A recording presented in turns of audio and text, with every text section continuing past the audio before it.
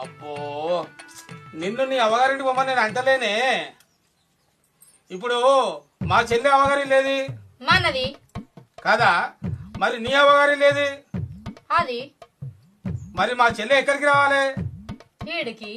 నీవెక్కడికి పోవాలి? ఆడికి. మరి నేను అదే చెప్తున్నా మెంటల్. అంటే నేను మళ్ళీ మామగారింటి పోవాలా? నేను పోవాలని చెప్పినా కదా. అరే నేను అట్లా అంటలేనే, పద్ధతి చెప్తున్నా. అబ్బా మగోడు పద్ధతి చెప్తాడట అనేటి అన్ని అనుకుంటానే. నేను ఉన్నది చెప్పిన ఉట్టి ఊడిపోయేటట్టు వరుతున్నావు, ఎందుకే అట్లా చెప్తున్నావు? అగోగో మళ్ళీ నన్నే వరుడు పేరు చేస్తానవా?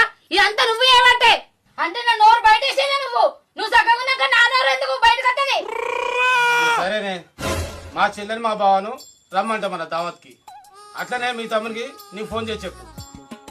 అంటే మీ చెల్లెకున్న మీ బావగా నువ్వు ఫోన్ చేసి చెప్తావు, మా తమ్మునిగా నేను ఫోన్ చేసి చెప్పాలా?